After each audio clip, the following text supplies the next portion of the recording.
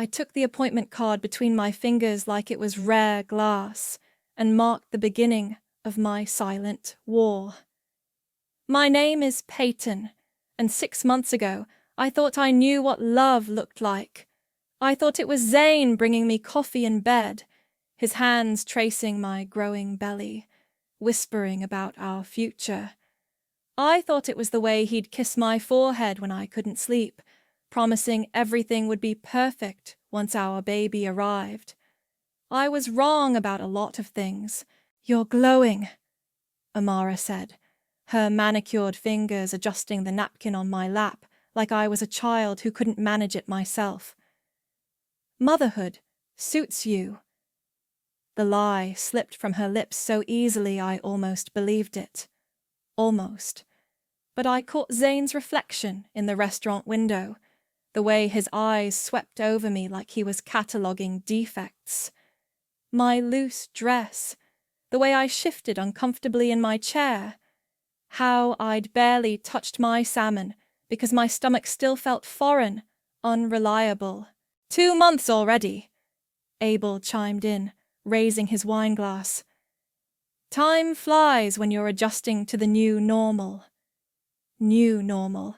That's what they called it when your husband stopped touching you, when he started sleeping in the guest room because the baby's crying disrupts his work schedule, when conversations about your day became performance reviews of your appearance.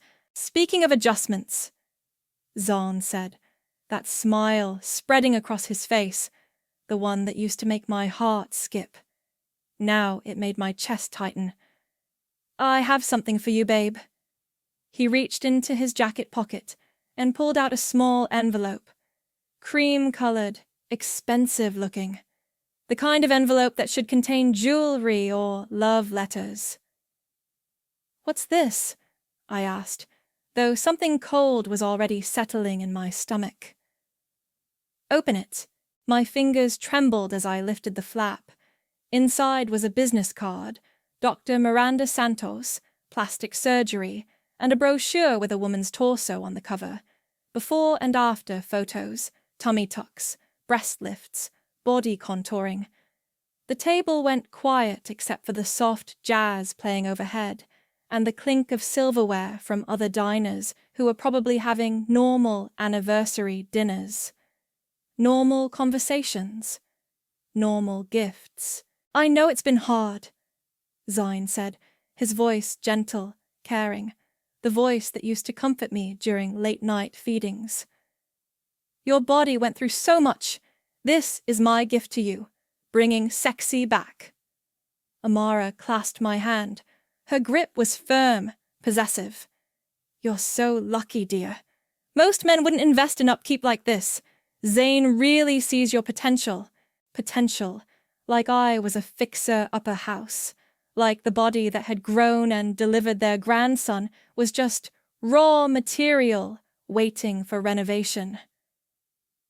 "I already called," Zahn continued. "Your consultation is next Tuesday. Dr. Santos comes highly recommended. She specializes in post-pregnancy reconstruction." Reconstruction. As if I'd been in an accident instead of creating life. "That's so thoughtful," I heard myself say. The words felt like they belonged to someone else, someone who could smile and nod and pretend this was normal. "Thank you." "To new beginnings," Abel raised his glass again, "to bringing out the best in each other," Amara added.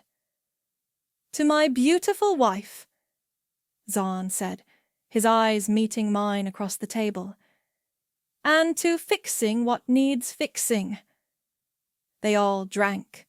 I lifted my water glass with shaking hands and took a sip that tasted like chalk. The rest of dinner blurred together. Amara talked about her book club. Abel mentioned his golf game. Zane discussed his upcoming promotion, how important image was in advertising, how success meant attention to detail in every aspect of life. "Even the wives need to look the part," he said, squeezing my shoulder. "Right, babe." "Right," I whispered. When we got home, I sat in the nursery watching our son sleep. His tiny chest rose and fell in perfect rhythm. His fingers curled around nothing, grasping at dreams I hoped would be kinder than his father's reality. Zine appeared in the doorway. "You're quiet tonight." "Just tired." "The surgery will help with that too. You'll feel more confident, more like yourself again." I wanted to ask him when he'd decided that myself wasn't enough, when he'd looked at the woman who'd carried his child and seen only problems to solve, when love had become a renovation project. Instead, I said, "I'll think about it." He kissed the top of my head. "Don't think too long. The sooner we fix this, the sooner we can get back to normal." After he left, I pulled out the business card and stared at it until the letters blurred. Dr. Miranda Santos. Tuesday at 2 p.m. I tucked it into my wallet next to my driver's license and credit cards, right where I'd see it every time I opened it, right where it would remind me that this was war. Tuesday came faster than I wanted and slower than I could stand. I sat in my car outside Dr. Santos's office building, staring at the gleaming glass facade. Women in designer clothes walked in and out, their faces hidden behind oversized sunglasses, their bodies sculpted into magazine perfection. This wasn't where I belonged, but it wasn't where I was going either. I pulled out my phone and dialed the number I'd memorized 3 days ago. "Margaret O'Brien's office." "This is Peyton. I have a 2 o'clock appointment." "3rd floor, suite 312. Take the elevator to your right." I walked past Dr. Santos's office on the 2nd floor and kept climbing. My legs felt like jelly, but I forced them to move. Each step was a choice. Each choice was a step away from the woman who'd smiled and said thank you for a surgery consultation she never wanted. Margaret O'Brien looked exactly like her website photo. Sharp grey bob, steel-rimmed glasses, a handshake that could crush bones.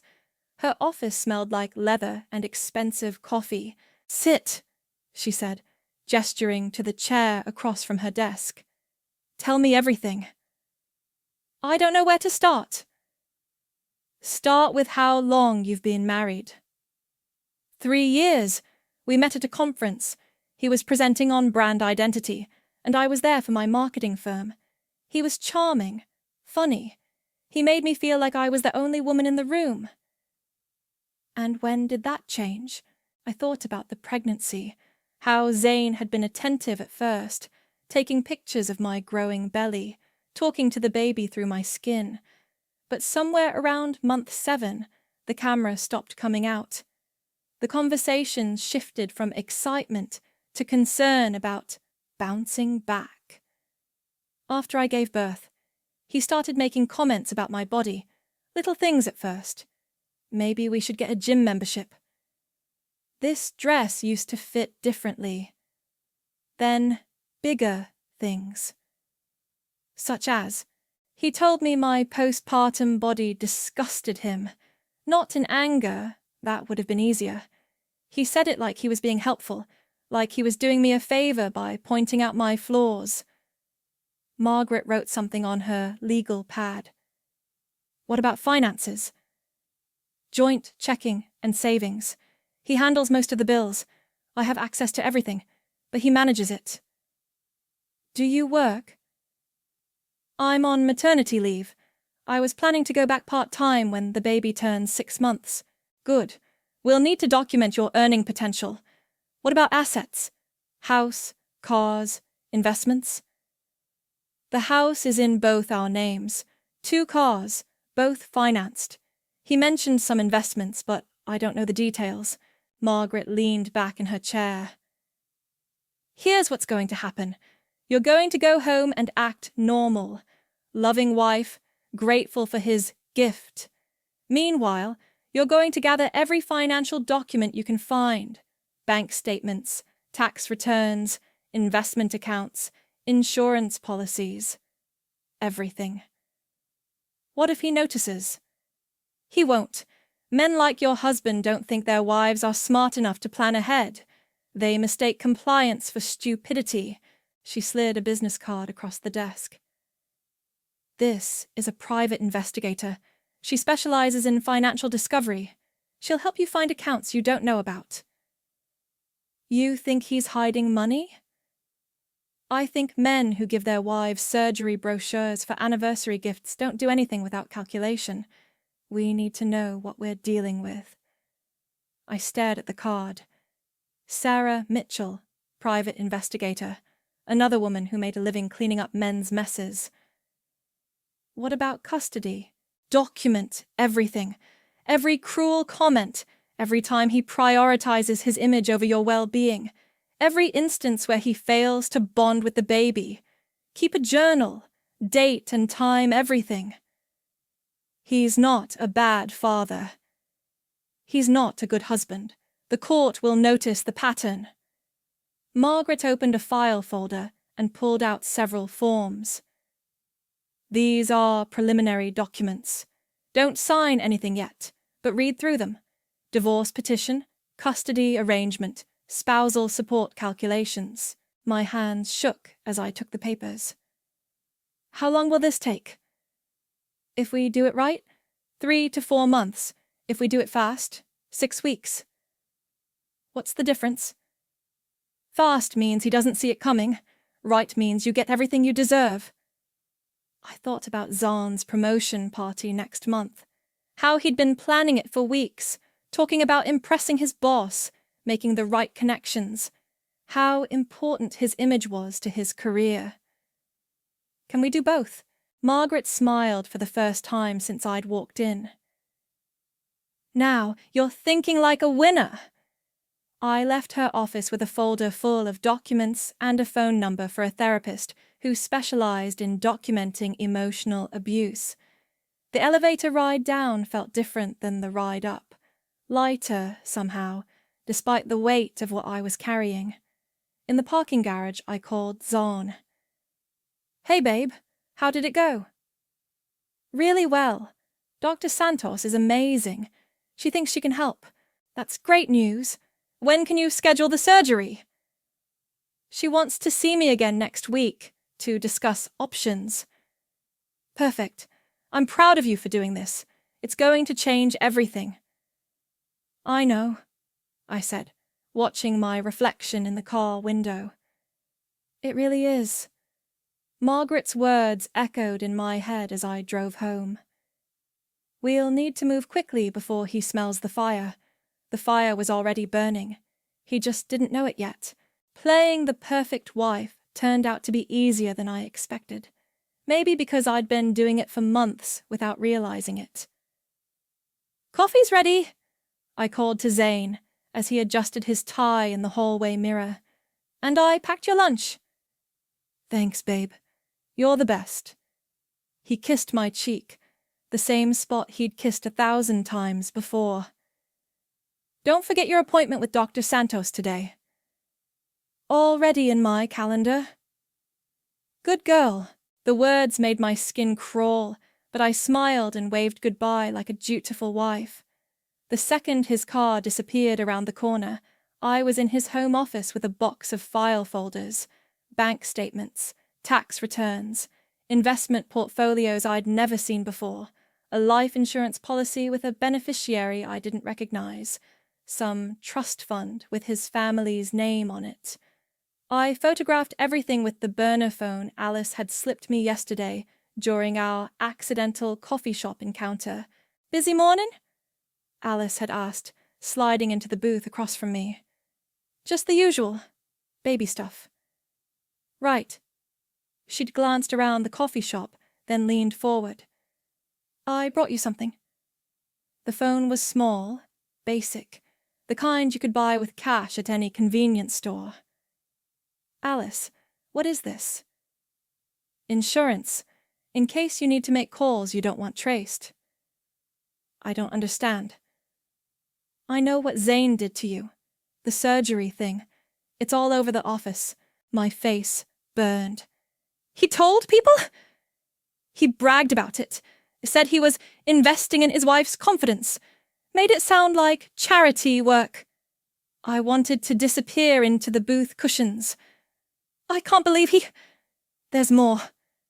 Alice's voice dropped to a whisper. He did this before, to his ex-girlfriend, Rachel. She worked in our PR department 2 years ago. What happened to her? She quit, moved to another city, but before she left, she told me some things about how he'd chip away at her self-esteem, then offer to fix her. It's a pattern. Now, sitting in his office with evidence scattered across his desk, I understood. The comments about my body weren't random cruelty. They were calculated, systematic, a way to break me down so he could build me back up in his image. My phone buzzed. A text from the number Alice had given me. This is Dr. Rebecca Martinez. I have an opening at 2 p.m. if you'd like to discuss your situation. I typed back quickly. I'll be there. Dr. Martinez's office was nothing like Margaret's. Soft lighting, comfortable chairs, tissues strategically placed on every surface. She looked like someone's favorite aunt.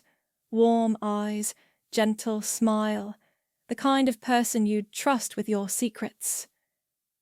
Tell me about your marriage, she said after I'd settled into the chair across from her. It used to be good, really good. He made me feel special, chosen. But after the baby, what changed? Everything. The way he looked at me, talked to me, like I was a project that needed fixing. Can you give me specific examples? I pulled out the journal I'd started keeping. Last Tuesday, he told me I should consider shapewear under my dress for dinner with his parents. Thursday, he suggested I start using anti-aging cream because prevention is easier than correction. Yesterday, he moved all the full-length mirrors in our house to his closet because seeing myself was probably depressing. Dr. Martinez wrote steadily. How did these comments make you feel? Worthless. Like I'd failed at being a woman because I couldn't bounce back fast enough. And the surgery consultation? He presented it as a gift, in front of his whole family, made it sound like he was being generous, investing in our future. How did his family react? They supported him. His mother said I was lucky he cared enough to help me reach my potential. I see. More writing. Have you considered that this might be emotional abuse?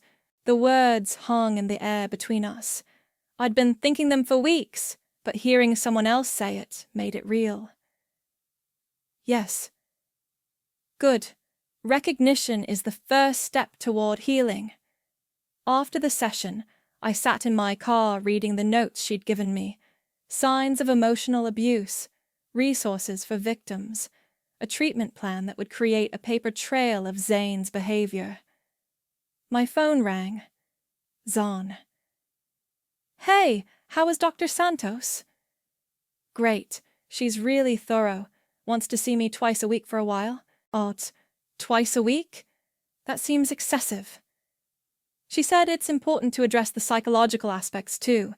Body image issues, self-esteem, the whole package. Smart. I want you to feel confident again. I'm working on it. Good. Oh, and I need you to call Jerome about catering my promotion party. Mum gave me his number. She says he's discreet and professional. I'll call him today. Perfect. Love you. Love you too. I hung up and immediately dialed Jerome's number. Margaret had given it to me yesterday with specific instructions. Jerome speaking. Hi, this is Peyton. I'm calling about catering a party for my husband. Ah, yes. Margaret mentioned you might call. When would you like to meet? As soon as possible. And Jerome, this needs to be perfect. Don't worry, Mrs. Peyton. I specialize in memorable events. That evening, I found Zane's phone charging on the kitchen counter. He was in the shower, singing off-key like he always did when he was happy. One new message from Oakley.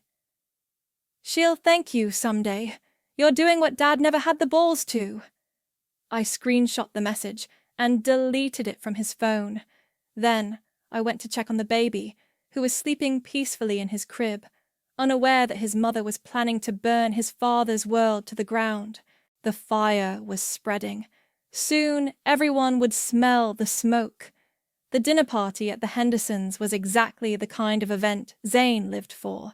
Important people, expensive wine, conversations about market trends and vacation homes. I wore the black dress he'd picked out. "It's slimming," he'd said, and smiled at all the right moments. "Peyton looks wonderful," Mrs. Henderson gushed. "Motherhood agrees with you." "Thank you. I'm feeling more like myself every day." Zane squeezed my hand. "She's been working hard on getting back in shape. Really dedicated." "That's so important," Mr. Henderson chimed in. "My wife did the same thing after our kids. Discipline is everything." I nodded and sipped my wine, playing the part while mentally reviewing the documents I'd filed that morning. Petition for divorce, temporary custody arrangement, financial disclosure requests, all sitting in Margaret's office, waiting for the right moment. "Excuse me," I said, standing. "I need to check on the babysitter." In the bathroom, I pulled out the burner phone and called Sarah, the private investigator. "I found something," she said, without preamble. "Your husband transferred $20,000 to a Pierce family trust 3 weeks ago, right after you gave birth." "What kind of trust?" "The kind that's designed to hide assets during divorce proceedings. He's been planning this for a while."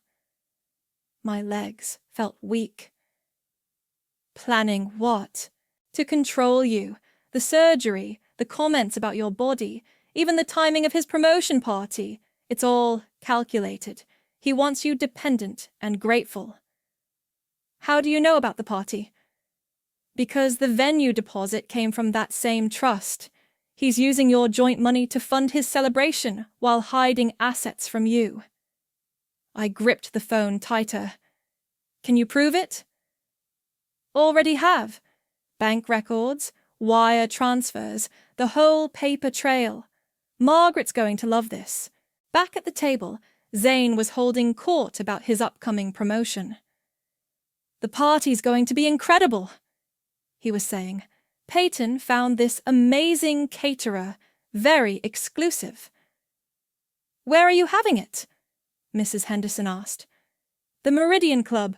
Private dining room, full bar, live music. Nothing but the best for my team." "Sounds expensive," Mr. Henderson said.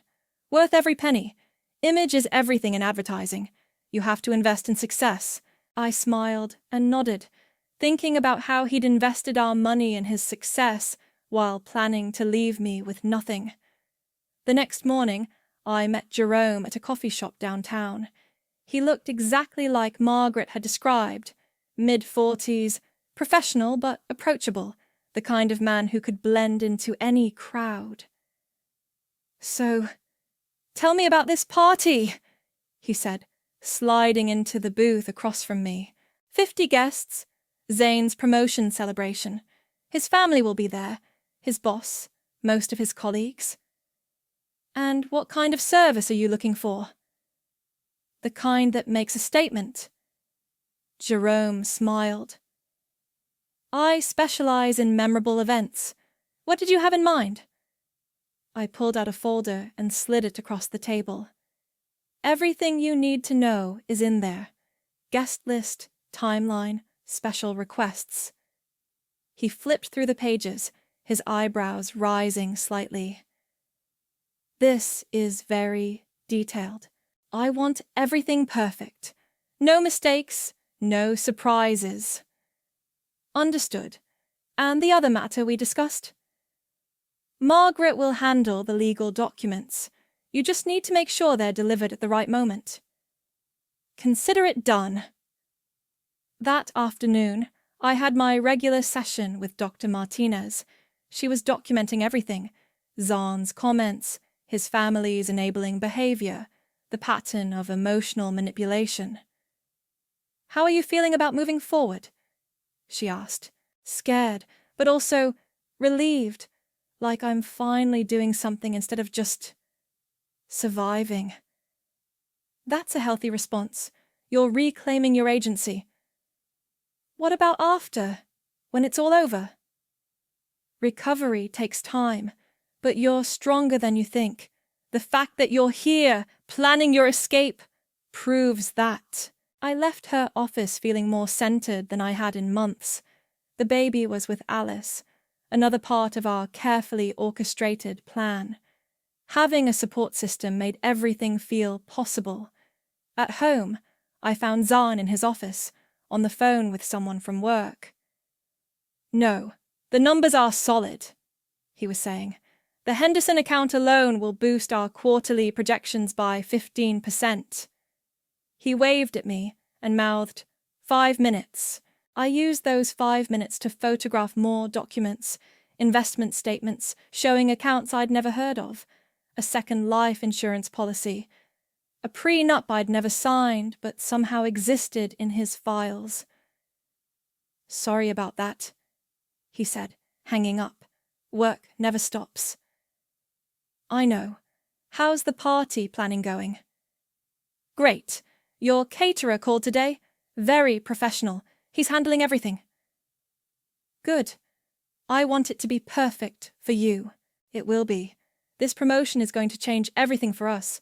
More money, better opportunities, a chance to really build something." "What about my career? When I go back to work?"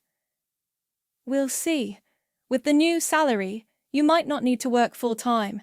You could focus on being a mom, maybe do some freelance stuff from home." Another cadge, another way to keep me dependent. "That sounds nice," I said. "I'm glad you're being so supportive about everything. The surgery, the lifestyle changes, all of it. I know it's been hard, but you're handling it like a champ." "I'm trying to be the wife you deserve." "You are, and after the surgery, you'll be even better." That night, I lay in bed, listening to him sleep, thinking about the woman I used to be. Confident, independent, unafraid to speak her mind. She was still in there somewhere, buried under months of criticism and manipulation, but she was waking up, and she was angry. The party was in 2 weeks. Everything was falling into place. Soon, Zane would learn that the wife he'd tried to rebuild was about to tear his world apart. Alice texted me at 7 a.m. "Coffee in 20. I have news." I found her at our usual table, 2 cups already waiting. She looked excited and nervous at the same time. "I talked to Ian from Zane's office yesterday," she said, sliding a manila envelope across the table. "You need to see this." Inside were printed emails, text messages, screenshots of internal company communications, all with Zane's name on them. What am I looking at? Evidence. Ian's been collecting it for months. Zane's been doing this to other women at work, too. I flipped through the pages. Messages to female colleagues about their appearance. Comments in meetings about professional presentation. Recommendations for improvement, disguised as helpful feedback. "This one's from last year." Alice pointed to an email. "He told Jennifer from accounting that her unprofessional appearance was affecting team morale. She was 6 months pregnant." "What happened to her?" "She transferred departments, but not before filing a complaint with HR that mysteriously disappeared." "And Ian has all this?" "He's been documenting everything. Zane's been targeting women for years, but he's smart about it. Never crosses the legal line, always frames it as concern or helpfulness." I kept reading, The pattern was clear. Find a vulnerability, exploit it, then offer a solution that made him look generous while keeping the victim grateful and dependent. Why is Ian helping us? Because he's tired of watching it happen, and because he knows Zane's been taking credit for his work too. My phone buzzed.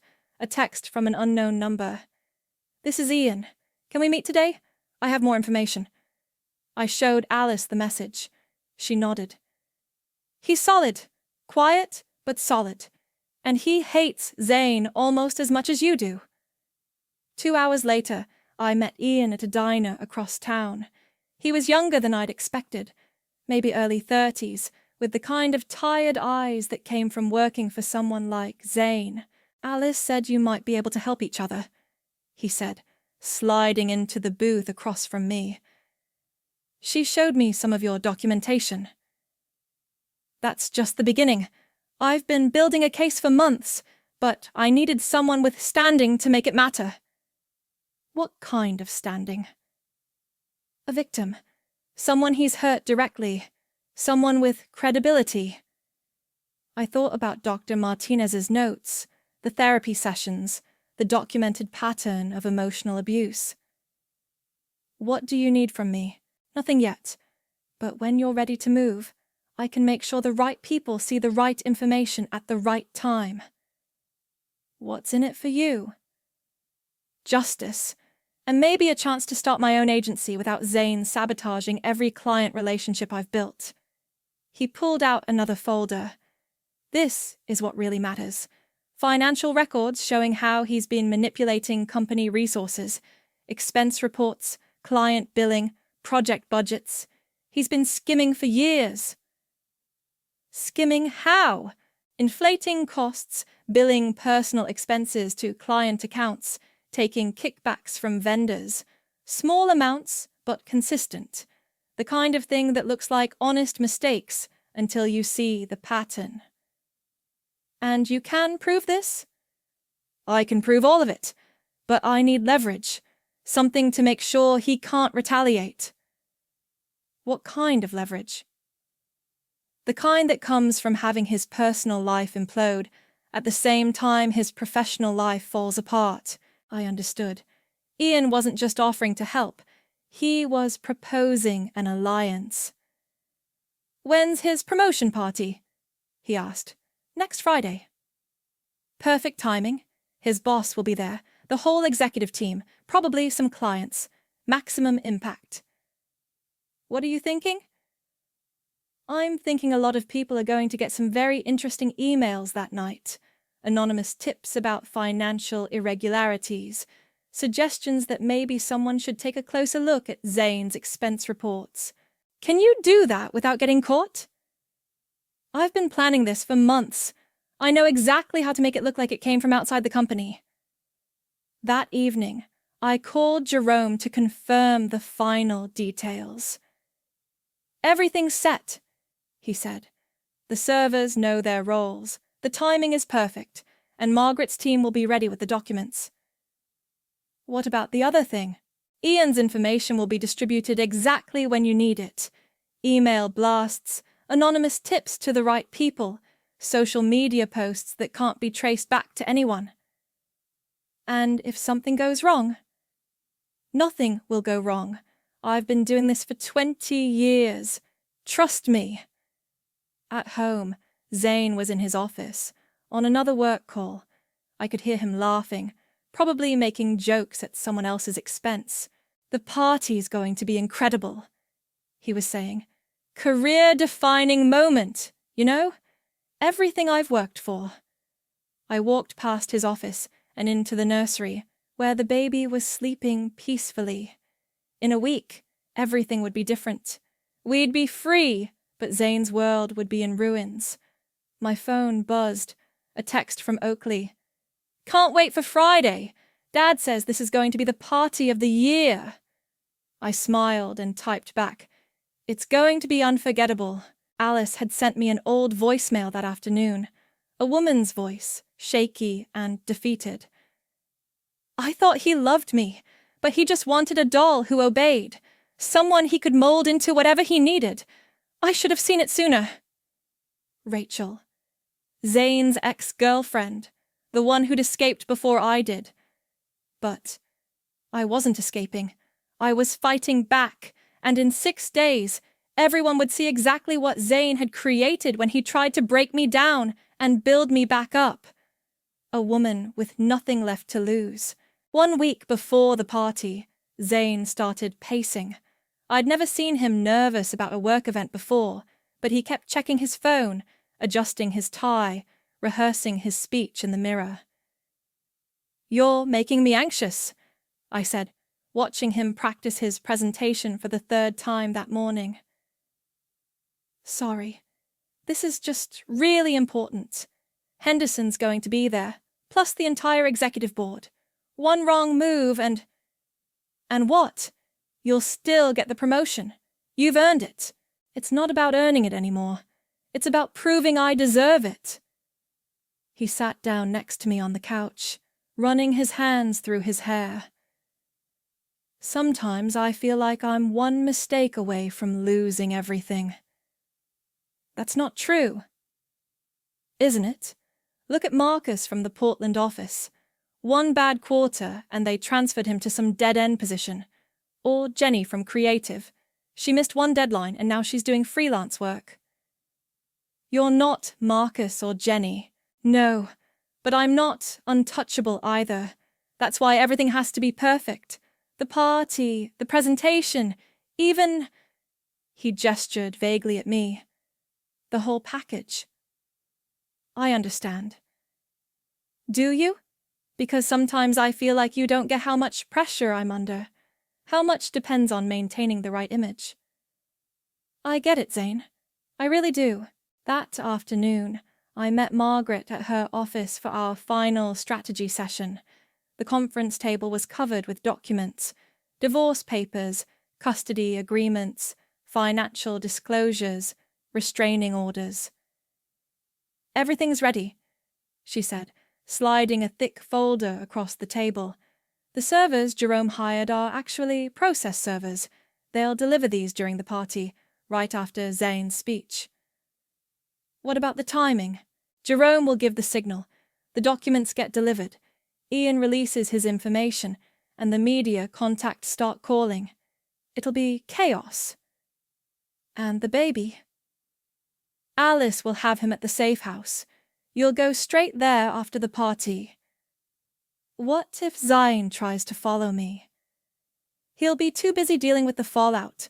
By the time he realizes what happened, you'll be legally protected and physically safe." I picked up the restraining order. "This seems extreme.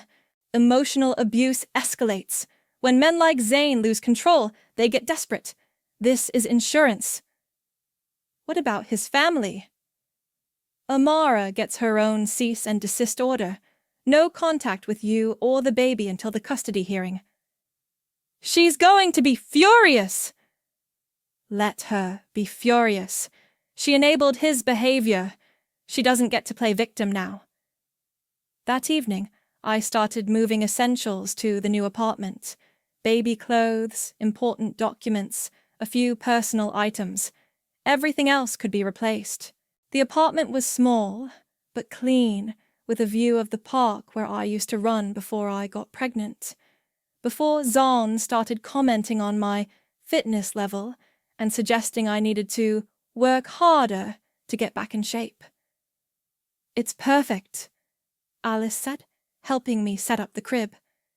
"Close to good schools, safe neighborhood, and far enough from Zane's office that you won't accidentally run into him."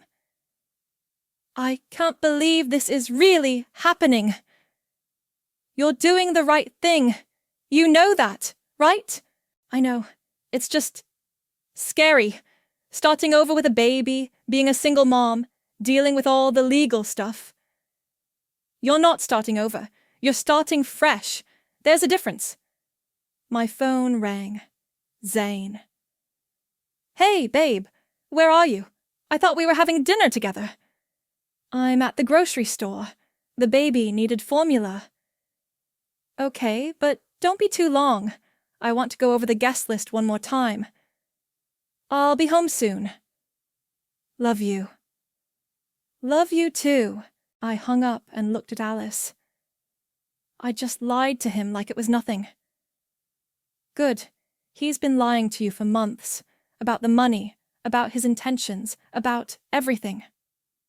Back at the house, Zahn was in his office with papers spread across his desk, guest lists, seating charts, his speech notes covered in red ink. How's it looking? I asked. Good. Really good. Jerome called earlier. Everything's set for Friday. The menu, the bar, the music. He said it's going to be memorable. I'm sure it will be. You know what the best part is? After this promotion, we can really start building our future. Maybe get a bigger house, take some real vacations, give the baby everything he deserves. That sounds wonderful. And after your surgery, we can start trying for another baby. A little girl this time. The words hit me like a physical blow. Another baby. Another pregnancy for him to criticize. Another body for him to find disgusting. Another chance to break me down and rebuild me in his image. We should probably wait a while, I said carefully. Why? You'll be recovered by then, back to your old self. Maybe even better. I just think we should focus on the baby we have. We can do both. I've got everything planned out. Of course he did. My entire future mapped out according to his vision, his timeline, his needs. Later that night, I found an ultrasound picture from early in my pregnancy. I was 12 weeks along, glowing with excitement about becoming a mother. On the back, I'd written a note to myself. Can't wait to meet you, little one. I took a pen and added something else. A body that disgusted you made him. Good luck fixing that. I left it on Zane's desk, where he'd find it in the morning, then went to check on the baby one last time before everything changed forever. 3 more days. The Meridian Club's private dining room sparkled under crystal chandeliers. 50 guests in designer clothes mingled around cocktail tables, their laughter mixing with soft jazz from the piano in the corner. Zane worked the room like he was born for it, shaking hands, telling jokes, accepting congratulations. You must be so proud, Henderson's wife said, touching my arm. Zane's speech was incredible. He's worked so hard for this, I replied, watching my husband pose for photos with his boss. He deserves every bit of success. Across the room, Jerome moved between tables with his serving staff, each one carrying silver trays and manila envelopes. They looked like any other catering crew, professional, invisible, efficient. Ladies and gentlemen, Zane called out, tapping his champagne glass. If I could have your attention for just a moment. The room quieted. All eyes turned to him as he stood near the head table, his family beaming behind him. Amara clutched her pearls, Abel straightened his tie, and Oakley held up her phone to record. 3 years ago, I joined this company with a vision, Zahn began. Not just to create great advertising, but to build something lasting, something that would make my family proud. Polite applause. I stood near the back, my hands folded, watching Jerome position his staff around the room. Success isn't just about individual achievement, Zahn continued. It's about having the right support system, the right team, the right partner. He looked directly at me. My wife Peyton has been incredible through this journey. She's made sacrifices, supported my dreams, and even now she's working on becoming the best version of herself. More applause. Several people turned to smile at me. I nodded graciously. So, tonight isn't just about my promotion. It's about our future, about building something beautiful together. He raised his glass. To new beginnings, to family, and to never settling for less than perfection. Cheers! The room responded in unison, As glasses clinked and conversations resumed, Jerome caught my eye and nodded once. The signal. The servers began moving through the crowd, but instead of clearing plates, they were placing envelopes in front of specific guests. Zane's boss, the executive board members, his parents. Oakley. "What's this?" Henderson asked, holding up his envelope. "Dessert is served," Jerome announced with a smile. Zane looked confused. "Jerome, what are you—" "Open them," I said, stepping forward. My voice carried across the room, cutting through the chatter. The sound of tearing paper filled the air. 50 people opening envelopes simultaneously, their faces changing as they read the contents. "Divorce petition," Henderson read aloud, his voice uncertain.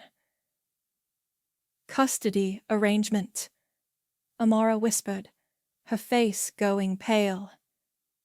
"Financial disclosure," Abel added, his hands shaking.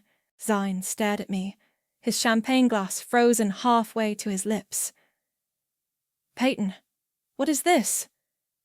"This is me becoming the best version of myself," I said, walking toward him. "Just like you wanted." Margaret stepped out from behind the piano, her briefcase in hand. "Mr. Zane, you've been served. Divorce proceedings begin Monday morning." "You can't do this." Amara stood up, her voice shrill. "Not here. Not like this. Actually, she can," Margaret replied, pulling out another document. "And Mrs. Amara, this is for you, a cease and desist order. No contact with my client or her child." "This is insane," Zorn said, his voice rising. "Peyton, we can talk about this. Whatever's wrong, we can fix it." "Fix it?" I laughed, the sound bitter in the elegant room. "Like you wanted to fix my body? Like you fixed my self-esteem? Like you fixed our marriage by hiding money and planning my future without asking me? I don't know what you're talking about." $20,000, Zane. Transferred to a Pierce family trust 3 weeks after I gave birth, while you were telling me my body disgusted you. Gasps rippled through the room. Phone cameras started appearing, pointed in our direction. "You used our joint account to pay for this party," I continued, "to celebrate your success while planning to leave me with nothing." "That's not—" "And the surgery consultation. That wasn't a gift. That was control. Just like you did to Rachel, and Jennifer, and every other woman you've systematically destroyed." Henderson's phone buzzed, then another guest's, then another. The room filled with notification sounds as Ian's carefully timed emails hit inboxes across the company. "What the hell is happening?" Zine demanded. Ian stepped forward from the crowd. "Justice. Financial irregularities, expense report fraud, harassment complaints that mysteriously disappeared. It's all there, boss," he said to Henderson. "Everything you need to know about your golden boy." Henderson's face darkened as he scrolled through his phone. "Zane, we need to talk. Now." "This is war," Zane whispered, his eyes locked on mine. "No," I said, adjusting the baby carrier on my shoulder. Alice had brought him just as planned. "This is consequences." Camera flashes erupted around us. Guests pulled out phones, recording everything. Oakley was crying, Amara was shouting, Abel was trying to calm his wife down. "You'll regret this," Zahn said, his charming mask finally slipping. "I'll make sure you regret this." "The only thing I regret," I said, walking toward the exit, "is not doing it sooner." Margaret fell into step beside me. "Cars waiting outside. Alice is already at the safe house." Behind us, chaos erupted. Shouting voices, camera clicks, the sound of Zane's carefully constructed world crumbling in real time. I didn't look back. The woman who'd smiled and said thank you for a surgery brochure was gone. The woman walking out of that room was someone else entirely. Someone who'd learned that the best revenge isn't getting even. It's getting free. The morning news played on the coffee shop TV while I fed the baby his bottle. Local advertising executive under investigation for financial misconduct. The anchor's voice felt distant, like she was talking about someone else's life. "Turn it off," Alice said, sliding into the booth across from me. "You don't need to see that." "Actually, I do." I reached for the remote and turned up the volume. "Zane Pierce has been suspended pending a full audit of his department's finances. Sources close to the investigation suggest a pattern of expense fraud dating back several years." The baby finished his bottle and looked up at me with those perfect, dark eyes. He had no idea his father's face was plastered across every local news station. "Any word from Margaret?" Alice asked. "The custody hearing is next week. Zane's lawyer is trying to claim I'm mentally unstable, but Dr. Martinez's documentation is solid." "What about the divorce?" "He's fighting everything. Wants joint custody, spousal support, half the assets. Margaret says it's typical. Men like him never go down quietly." My phone buzzed. A text from an unknown number. "This is Rachel. I saw the news. Thank you for doing what I couldn't." I showed Alice the message. She smiled. "You started something. Other women are coming forward about Zane's behavior at work. HR can't ignore it anymore." "Good. Maybe something positive will come out of this mess." The bell above the coffee shop door chimed. Ian walked in, looking around nervously before spotting us. "Mind if I sit?" he asked. "Of course." He slumped into the booth like he hadn't slept in days. "Henderson fired him this morning, effective immediately." "How do you know?" "Because I got promoted to his position, interim creative director, while they search for a permanent replacement." "Congratulations!" "I don't feel like celebrating. The whole office is in chaos. Reporters calling, clients asking questions, the board demanding answers." "What about the investigation?" "They found everything. Inflated expenses, kickbacks from vendors, personal charges on company cards.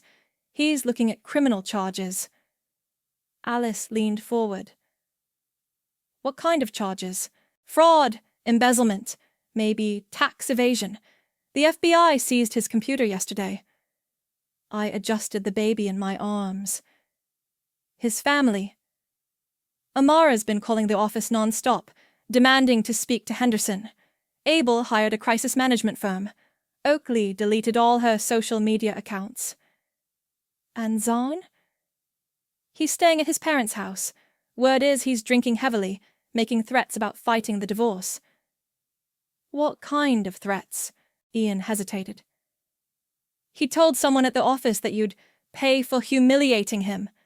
Henderson reported it to the police." My blood ran cold. "The restraining order is being enforced. Margaret made sure of that." That evening, I sat in my new apartment, watching the baby sleep in his crib. The space felt safe, quiet, mine. No one to criticize my appearance or question my choices. No one to make me feel small. Margaret called around 8. "I have news. Zane violated the restraining order. What happened?" "He showed up at your old workplace this afternoon, demanding to know where you were. Security called the police." "Is he in jail?" "For now. But Peyton, this is escalating. He's desperate, and desperate men do stupid things." "What do you recommend?" "Stay vigilant. Keep the security system armed. Don't go anywhere alone." "For how long?" until he accepts that it's over. Men like Zane don't handle rejection well. I hung up and double-checked the locks on my door. The baby stirred in his sleep, making soft, cooing sounds. I reached into the crib and touched his tiny hand. "It's just us now," I whispered, "but we're going to be okay." My phone rang. Alice. "Did you see the news?" "Which news?" Channel 7 just ran a story about workplace harassment in advertising. They interviewed 3 women who worked with Zahn. It's going viral. I turned on the TV. There was Jennifer from accounting, talking about how Zane had made comments about her pregnancy. A woman I didn't recognize describing how he'd sabotaged her presentations. Rachel, speaking from her new city, explaining why she'd left. "He made me feel like I was never good enough," Rachel said to the camera. "Like I needed to be fixed, improved, made into his version of perfect. It took me years to realize that was abuse." The reporter's voiceover continued. "Pierce's ex-wife could not be reached for comment, but sources close to the family say she's focusing on her recovery and her young son." I turned off the TV and walked to the window. The city lights stretched out below, full of possibility and promise. Somewhere out there, Zane was probably watching the same news coverage, realizing that his carefully constructed image was crumbling beyond repair. The woman he'd tried to break had broken him instead. Not through revenge, though that had been satisfying, but through truth. By refusing to be silent, by documenting everything, by fighting back when he expected compliance. They never saw a body in the room, just a mirror of what they wanted. From now on, they get nothing. No reflection, no reaction, just my silence and the shadow of how it all fell apart. The baby woke up crying. I picked him up, held him close, and started humming a lullaby my mother used to sing. We were free, and that was enough.